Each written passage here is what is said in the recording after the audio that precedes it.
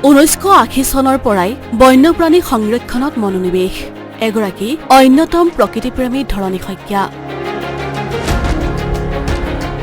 বন্যপ্ৰাণীৰ প্ৰতি অত্যন্ত সংবেদনশীল প্ৰকৃতিপ্ৰেমী ধৰণী শইকীয়া সমান্তৰালকৈ গছপুলি ৰোপণ পৰিৱেশ সংৰক্ষণৰ বাবেও পৰিচিত প্ৰকৃতিপ্ৰেমী ধৰণী শইকীয়া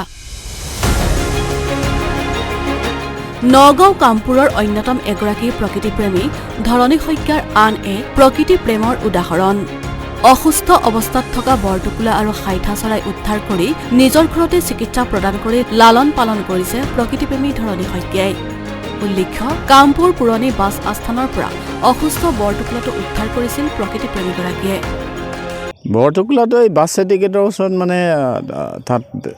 উই বনোৱা অৱস্থাত আছিলে আৰু তাৰ পৰা মানে ফৰেষ্টাৰ পালে ফৰেষ্টাৰ আকৌ মোক খবৰ দিলে বোলে আপুনি লৈ যাওক খাব নোৱাৰা সেইটো আনি পেলাই এতিয়া খুৱাই থকা গৈছে আৰু প্ৰতিপাল কৰি থকা আছে ট্ৰিটমেণ্ট কৰি থকা গৈছে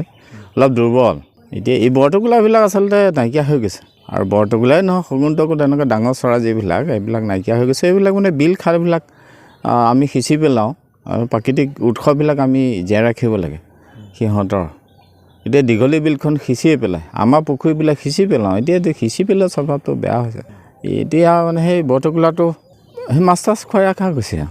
উল্লেখ্য যে 1980 চনৰ পৰাই বন্যপ্ৰাণী উদ্ধাৰ কৰি চিকিৎসা প্ৰদান কৰি আহিছে প্ৰকৃতিপ্ৰেমী ধৰণী শইকীয়াই প্ৰকৃতিপ্ৰেমী ধৰণী শইকীয়াৰ এই পদক্ষেপক এতিয়া শলাগ লৈছে সকলোৱে কামপুৰৰ পৰা অভিজিত লস্কৰৰ ৰিপৰ্ট আছাম টক্স